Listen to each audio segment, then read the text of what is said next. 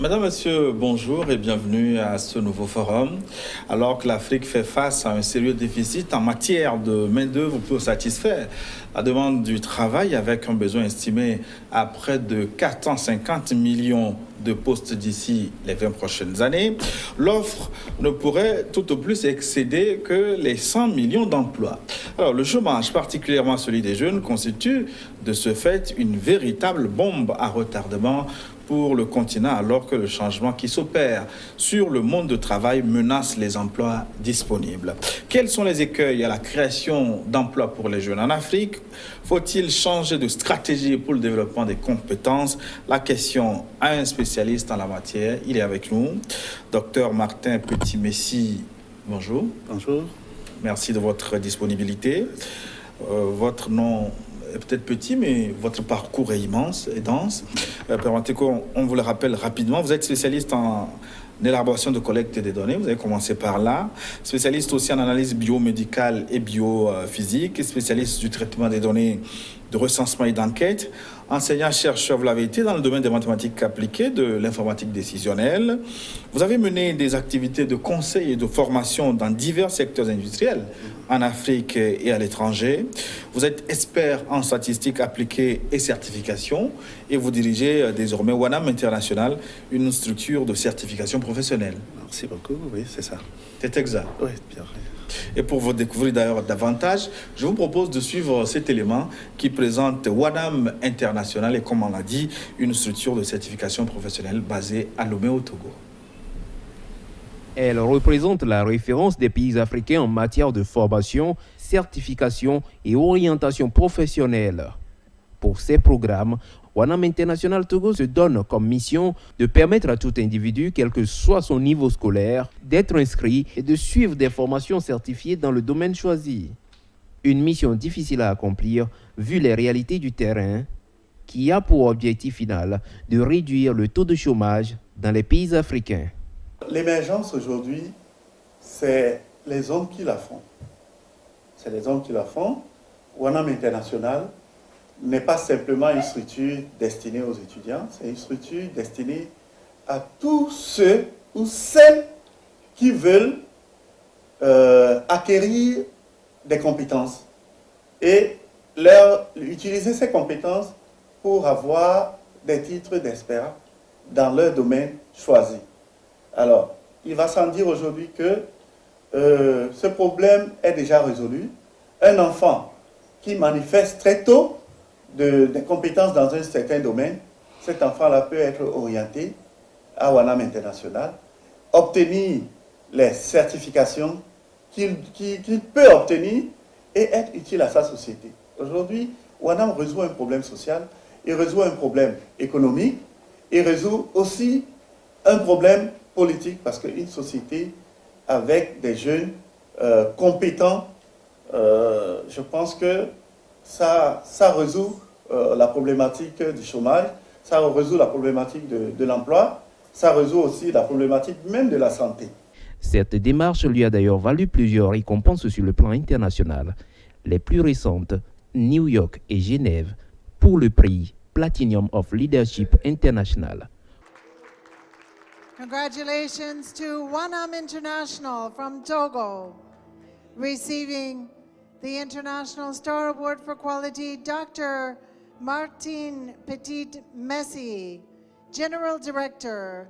Congratulations to Dr. Messi and to WANAM International from Togo for the International Star Award for Quality here in Geneva, Switzerland, 2017. On pourra creuser davantage ce que fait votre centre peut-être vers la fin de cette émission. Mais commençons donc par le chômage des jeunes en Afrique. On va faire l'état des lieux. C'est une situation plutôt préoccupante. Oui, effectivement, vous savez, votre problématique cadre bien aujourd'hui avec les données des Nations Unies, les données de l'Union européenne, les données même de l'Union africaine, où il est démontré que 88% des jeunes qui sortent de l'enseignement n'ont pas de compétences professionnelles. 88%. Donc vous voyez que seuls 12% s'orientent vers des compétences professionnelles. Alors, le problème qui se pose, c'est comment intégrer les formations académiques à la compétence professionnelle qui s'opère après avoir obtenu les diplômes. Donc, il se pose là deux problèmes.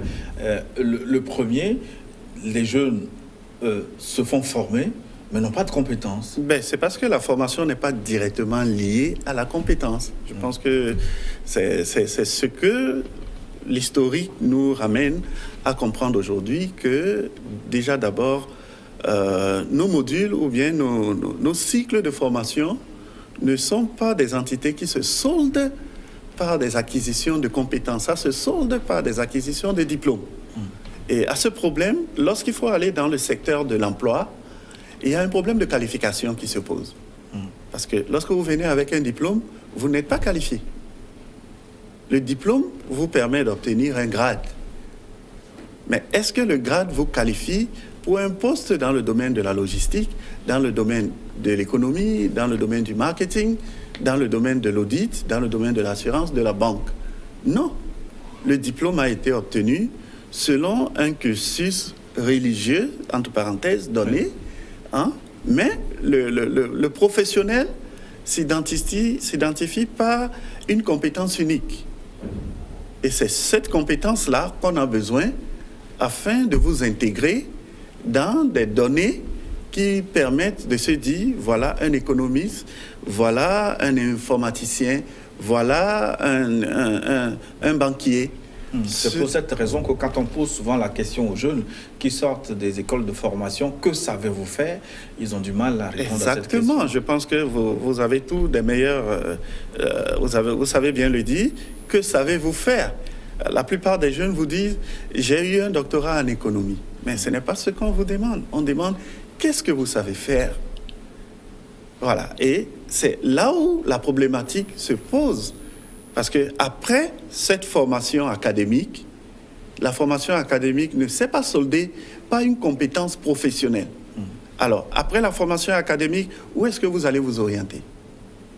Il y a ce choix-là à faire plutôt afin que vous obteniez une identité, n'est-ce pas? Les données aujourd'hui au niveau du Bureau international du travail et tous les organismes où tout le monde est répertorié en fonction de sa compétence. La grande partie qui ne l'est pas encore, c'est l'Afrique. On retrouve 88% des personnes non identifiées, mais qui occupent des postes professionnels. Ça fait réfléchir. Oui, voilà. Ça crée un autre problème. Voilà. Donc, ce problème de qualification, ce problème de compétences ajoutées à la démographie galopante, ça fait que le taux de chômage est très élevé. Bon, je pense que vos actions que vous êtes en train de mener à travers cette émission répondent directement aux problèmes aujourd'hui qui se pose en Afrique de façon dense. Ce problème en Europe, depuis 10 ans, et aux États-Unis et en Australie, a trouvé des solutions. Les systèmes de formation sont directement arrimés aux qualifications. Voilà, ne va pas faire une formation tout en sachant qu'on sortira, on va se poser des questions. On sort d'une formation qualifiée. Alors, en Afrique, nous avons encore ce problème de recensement. Ce problème de recherche, de mettre en place les données, ou quels sont les secteurs. Les secteurs existent, mais les personnes n'existent pas. Alors, le problème de chômage va toujours s'opérer parce qu'il faut trouver des personnes. Et ces personnes doivent être trouvées où? Dans le panier des qualifiés. Et ce panier des qualifiés, ce répertoire, cette identification n'existe pas encore. Moins de 15% s'y trouvent. Et dans ces 15%, pratiquement 100% ont obtenu des qualifications à l'extérieur. Ce qui fait qu'aujourd'hui, il faut poser le problème très très basique. Lorsque nos enfants, lorsque les professionnels travaillent, est-ce que ces professionnels ont pris le temps, durant leur carrière, qui se résume parfois de 30 ans de vie de carrière, est-ce qu'ils ont été certifiés? Les gens sortent avec les médailles d'honneur, mais ce n'est pas une certification. Donc, la certification est bien différente du diplôme. C'est tout à fait normal. La certification, vous savez, comme je le disais déjà en temps, lorsque nous sortons experts dans un domaine, il n'y a pas un cycle d'expertise à l'université. Ça n'existe pas. dans nos universités, nous avons eu tous les niveaux du diplôme, mais le seul diplôme qui n'existe pas à l'université, c'est l'expertise. Ça s'explique aussi, prenons un cas de la médecine. La plupart de nos amis sortent médecins généralistes. Comment ils deviennent chirurgiens? C'est parce qu'ils vont faire une spécialité. Et la spécialité vous donne le grade d'expert. Vous voyez, vous conduisez des travaux, ou bien vous faites de la recherche, ou bien vous vous spécialisez dans un domaine, mais préalablement, vous avez appris les études de médecine, où il y avait une généralité. Mais lorsque vous voulez maintenant vous orienter dans une entité où vous vous sentez le mieux, vous allez vous qualifier et vous portez le titre médecin, chirurgien, médecin, je ne sais pas, ophtalmologue, et c'est ça. Donc la qualification vient juste après l'accumulation des connaissances. Mais dans ce cas-là, qu'allons-nous faire de nos diplômes? Alors, faut-il les brûler? Bon, vous posez un problème qui est profond. Vous pensez que c'est préoccupant. Les diplômes, nous l'avons hérité d'un système colonial. Et le colon n'applique plus cette méthodologie. Nous sommes les derniers qui l'appliquons, et tout en sachant qu'elle ne nous apporte rien. Aujourd'hui, beaucoup de jeunes Africains sont experts, beaucoup de jeunes Africains ont collecté des données, beaucoup de jeunes Africains dirigent des programmes que ces personnes dirigeaient avant et qu'ils imposaient leur approche de vision.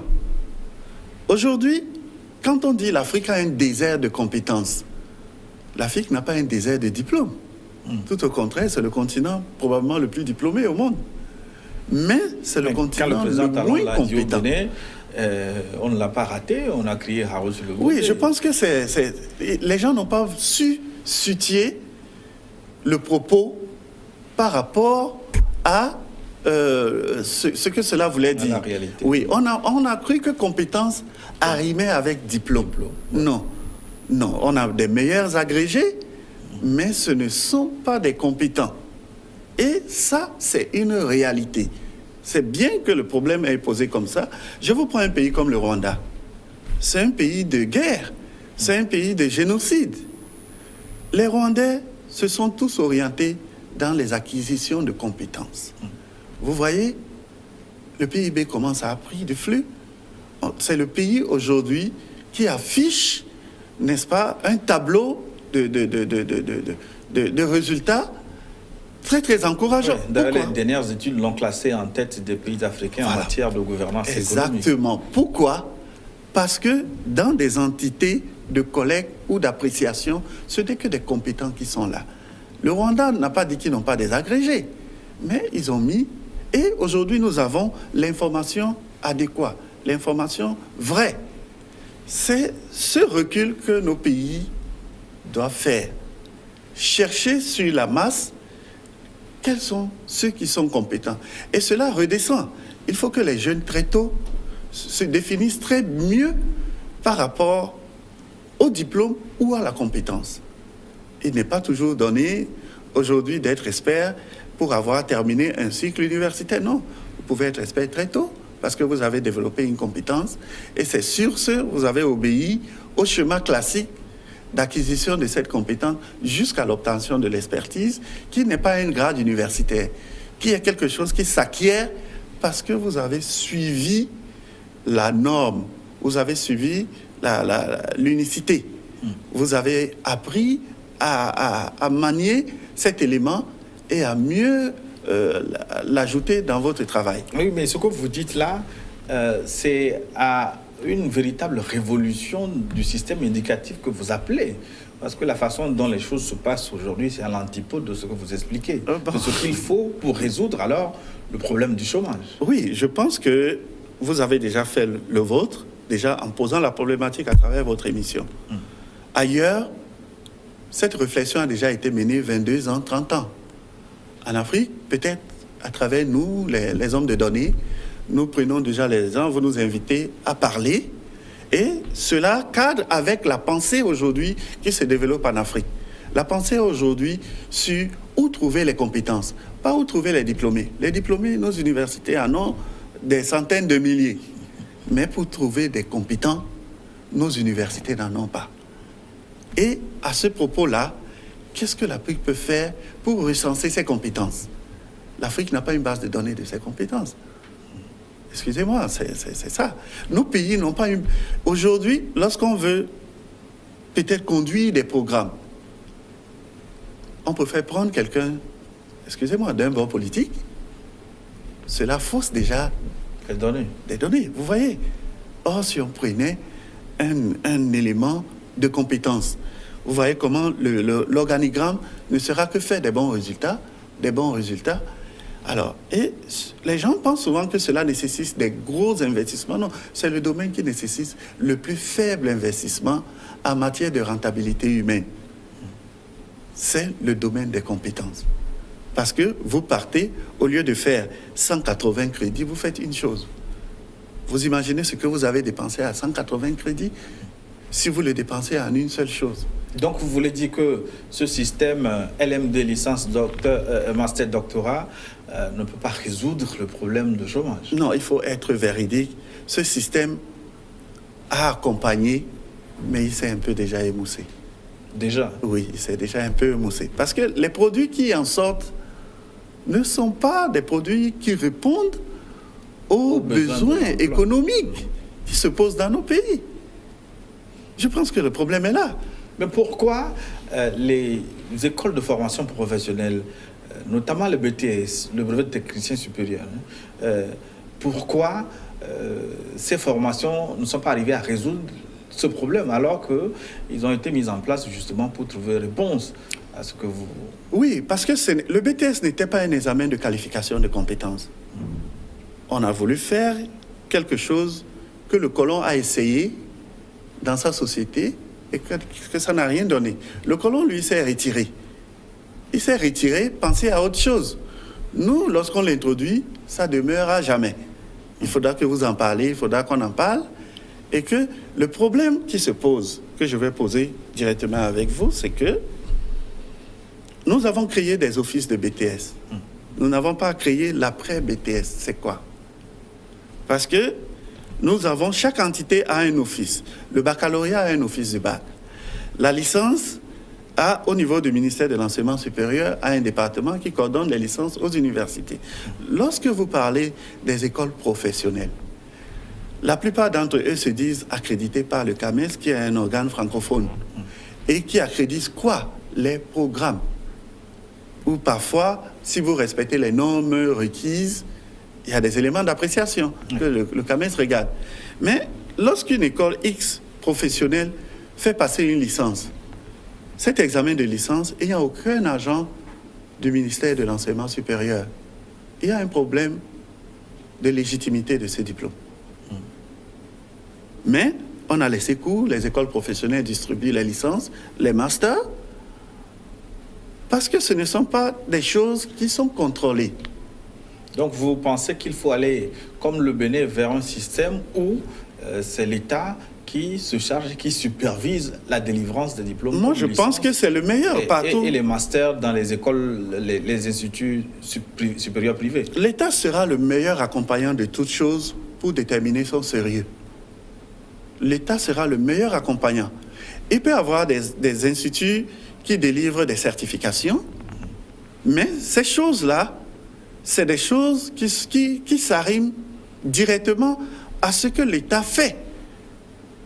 L'État produit quelqu'un qui a reçu une formation, mais de cette formation, la personne va se certifier dans un domaine. C'est beaucoup plus aidant. Mais lorsque un établissement X d'enseignement professionnel délivre les masters corrigés signés par eux-mêmes,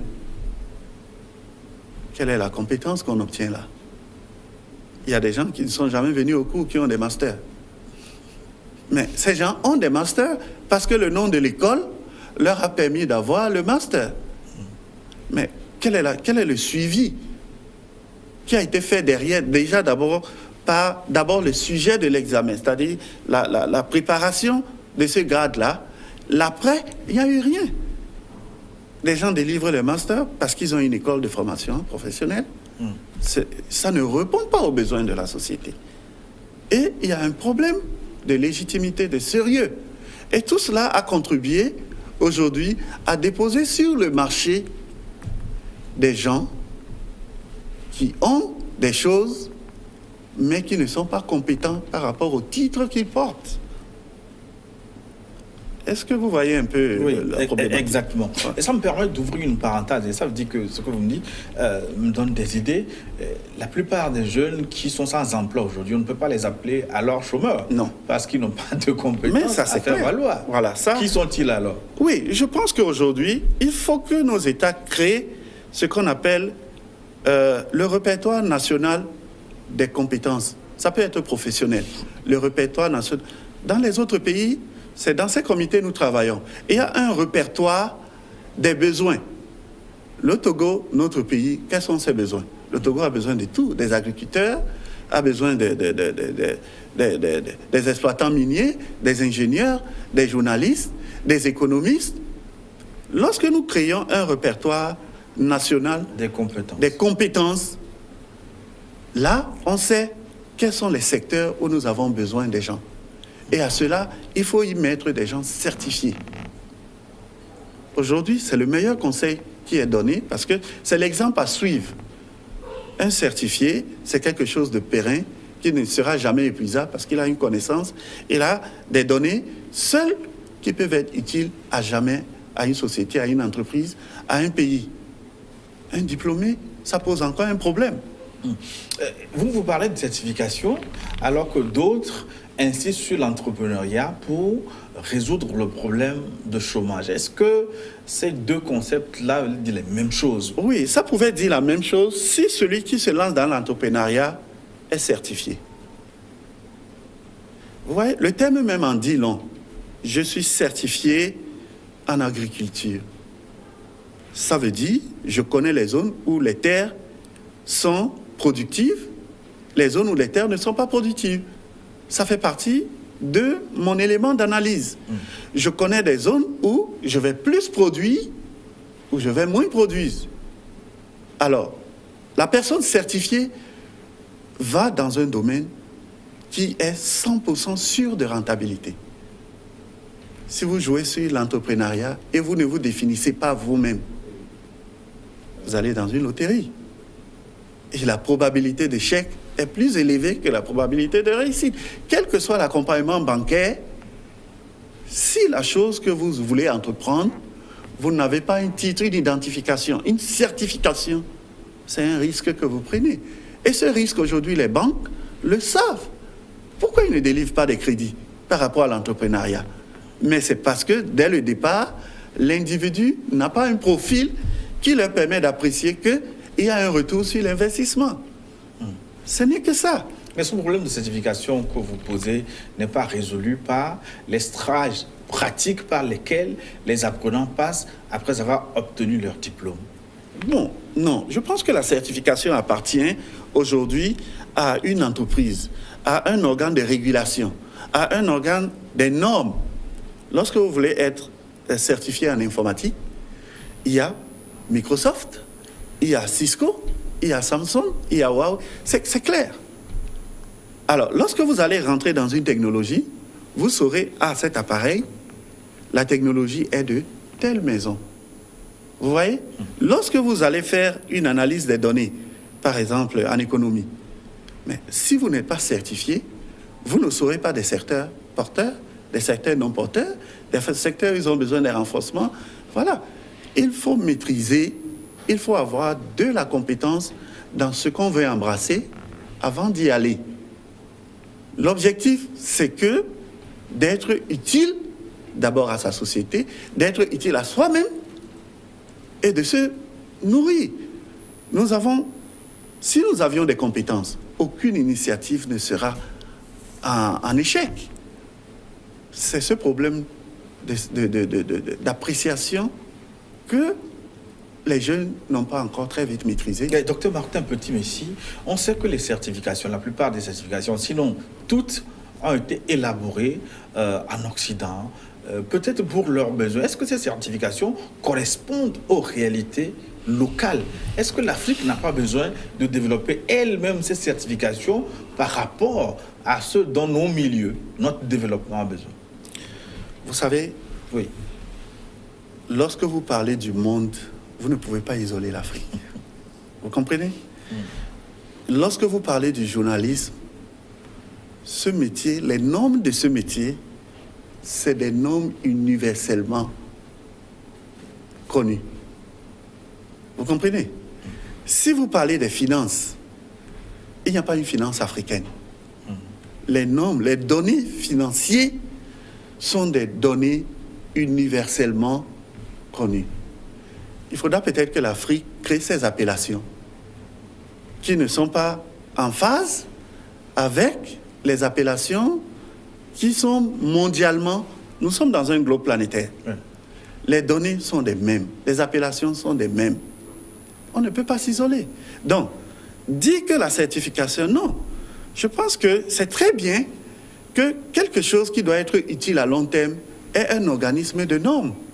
Les certifications aujourd'hui, quand les gens parlent d'ISO, c'est un organisme, n'est-ce pas, qui vérifie si vous appliquez les principes de qualité, les principes d'éthique, les principes de processus, les principes même de ressources humaines, avant que vous n'allez vers. Donc, cela appelle à ce que on ne peut pas s'isoler aujourd'hui. Nous avons l'obligation de se développer au même niveau que ceux qui se développent n'appliquent pas des choses que nous ne savons pas.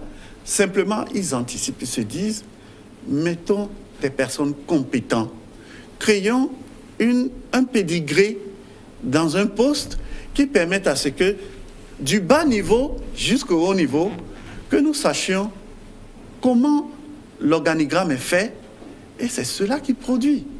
Vous voyez, lorsque, je prends un exemple, je ne critique pas, lorsqu'un ministre africain va dans un sommet, le ministre ne parle que de ce que les experts lui ont dit.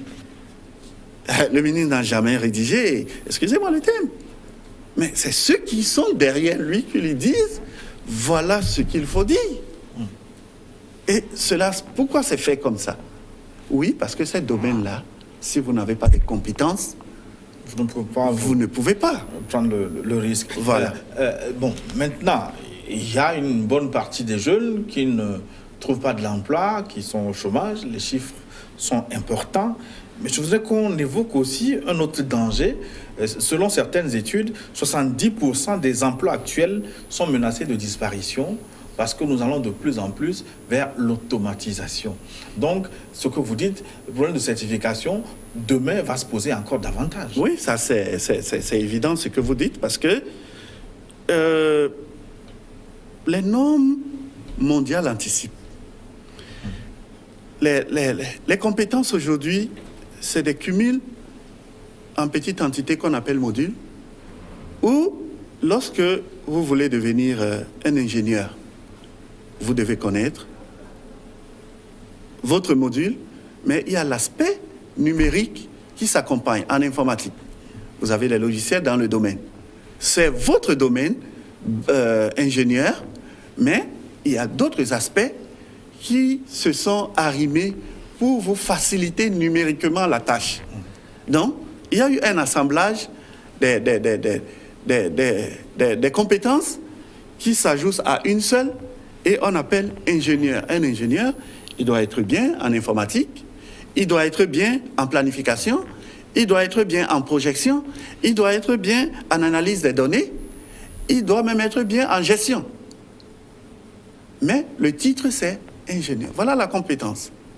Parce que cette personne, on sait que lorsqu'il va passer une certification, il va embrasser plusieurs aspects.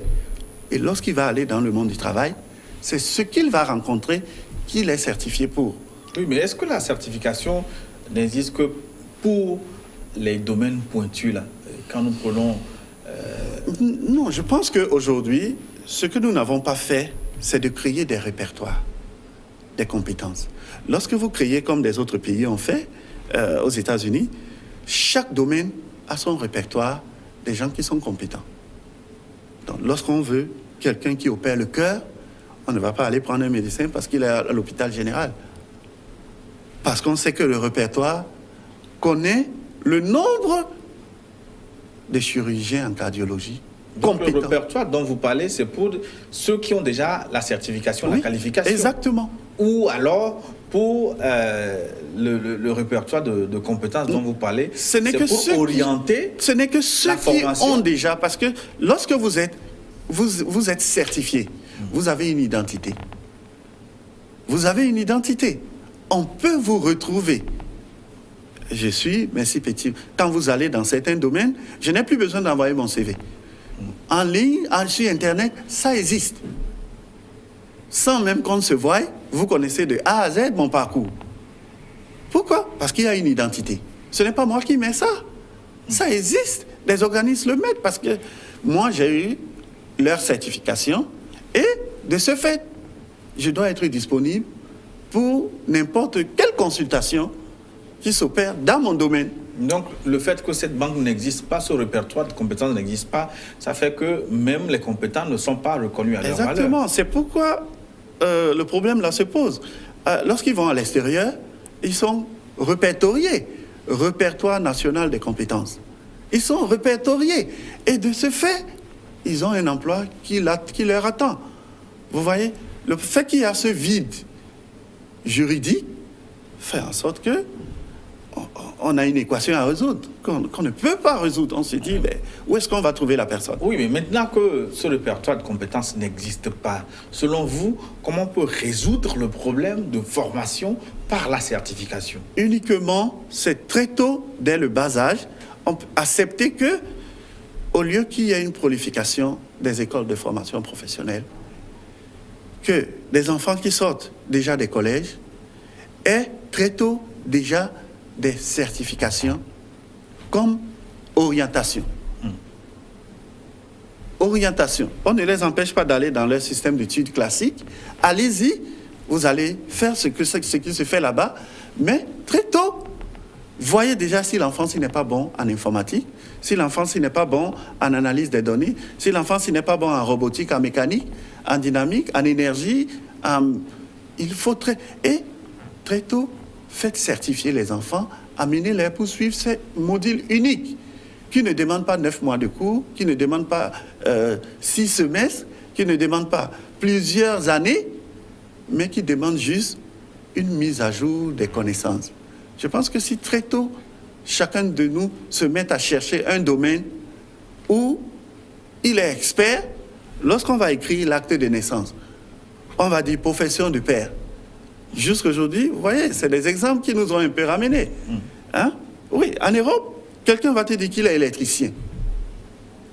Ici, on a du mal.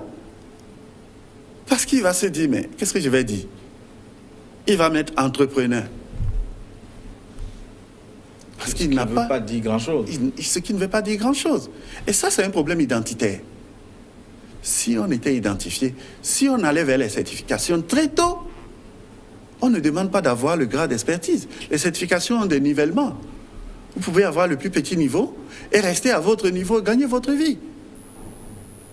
Donc, ce que vous dites, on a besoin d'un grand centre ou d'une grande organisation autour de l'orientation pour savoir d'abord ce que chacun peut faire, et ce qui est utile pour le marché de l'emploi. Exactement. C'est pourquoi des structures comme WANAM International, depuis 17 ans, WANAM n'a pas été créé sur la base des investissements.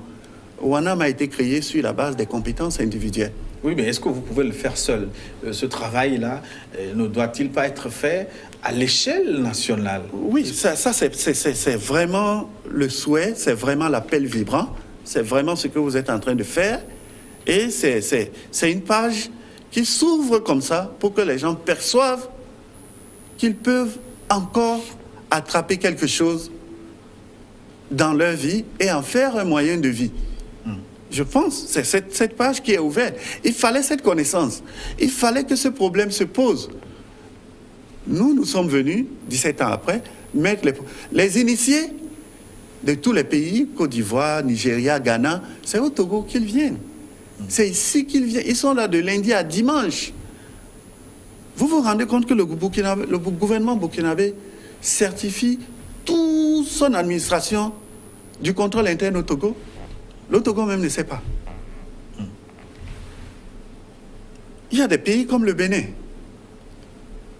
aujourd'hui, c'est même une obligation. Tu ne peux pas gérer un projet sans être identifié comme un expert dans le domaine. Je pense que tout cela a résolu un problème même de fuite de capitaux. Vous voyez, nous avons besoin que nos indices de développement apportent des nouvelles figures. Hein, peut-être chaque mois ou bien chaque trimestre, mais ça ne décolle pas. Voilà. Donc, dans ces conditions-là, est-ce que vous pensez que les initiatives de création d'emplois pour les jeunes, est-ce que ça peut prospérer vraiment? Parce que je suis pessimiste par rapport à tout le développement. Bon, vous savez, ça, c'est un volet politique. Et je pense qu'une initiative de développement doit être une initiative qui se solde par une acquisition des compétences.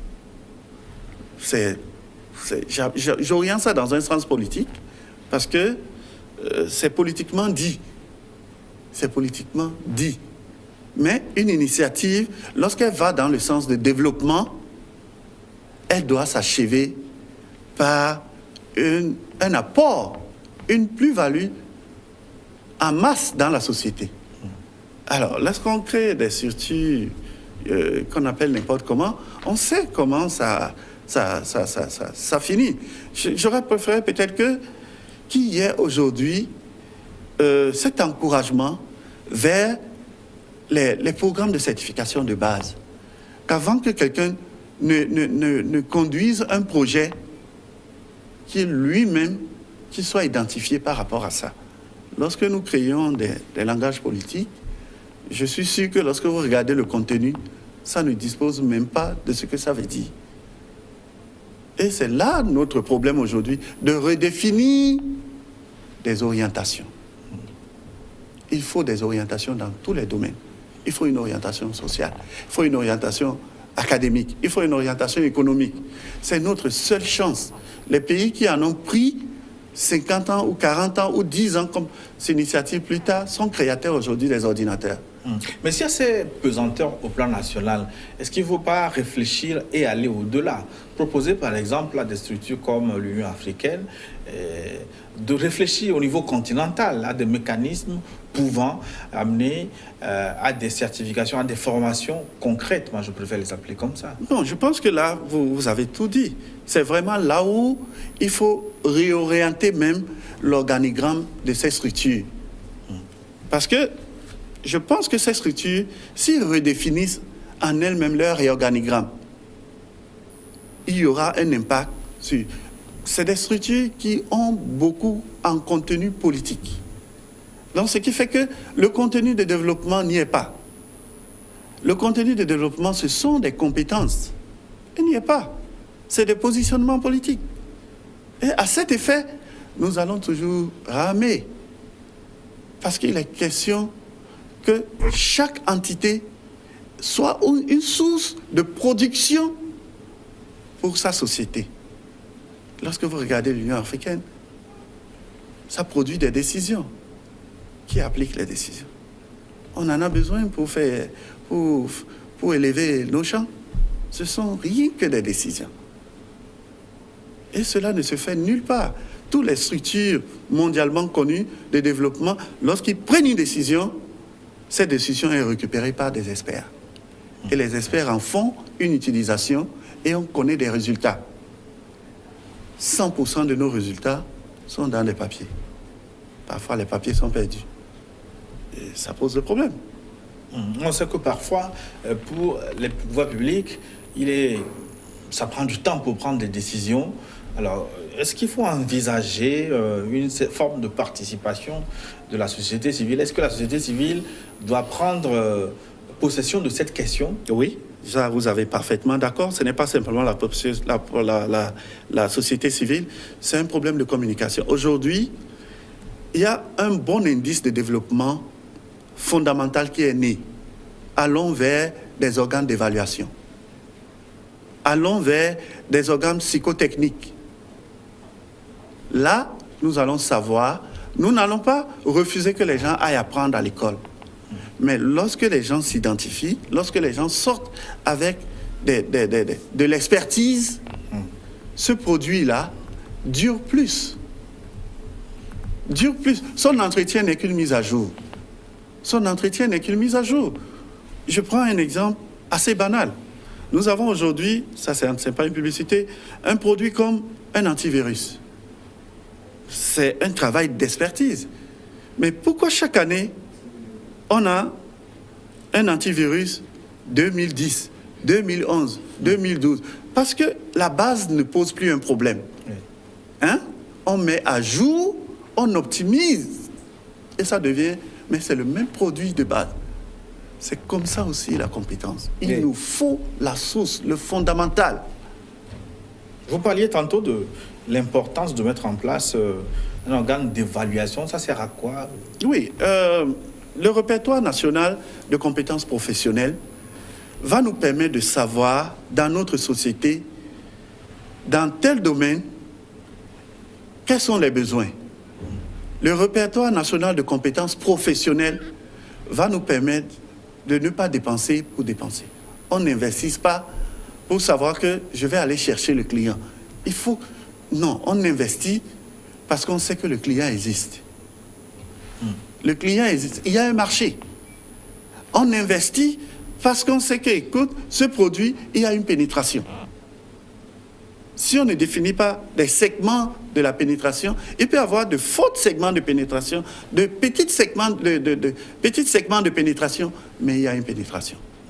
Parce qu'il existe des marchés pour lesquels il n'existe pas de compétences. Exactement. Et il y a justement des gens qui n'ont aucune compétence. Exactement. Alors qu'on a besoin de main-d'œuvre. Voilà. Et ce répertoire va permettre à ce que quelque chose comme une route ne soit pas réparé 100 fois en une seule année. Parce que lorsque les hommes compétents construisent une route, on connaît la mesure, on connaît le mélange, on connaît le produit, on peut même estimer la durée de vie. Tout ça n'est pas fait. Tout ça là n'est pas fait. Même la plupart des cabinets, on prend des gens qui... C'est à ce moment-là qu'ils commencent à réfléchir. Je pense qu'un répertoire national de compétences professionnelles est utile pour l'État, pour la société, pour les centres de formation, et cela va permettre aux gens de connaître comment s'orienter. Mais est-ce que ce type de travail n'est pas fait par l'Agence nationale de promotion de l'emploi qui existe un peu dans pratiquement tous les pays, notamment au Togo également? Non, l'Agence nationale de promotion de l'emploi, elle est là pour... c'est comme un organe comme tout autre. Ce n'est pas un organe d'analyse et de stratégie. C'est un organe qui vous dit, OK, venez, on va voir. Il n'y a pas, je ne vois pas dans son contenu, ce qu'il peut offrir, autre que, essayons. Je ne vois vraiment pas. Si cet organe était pourvoyeur, cela va suivre. C'est parce qu'il n'y a pas un contenu. Oui, c'est parce que, on veut refuser l'implosion sociale. Donc, on crée ces petits organes pour que des gens se calment.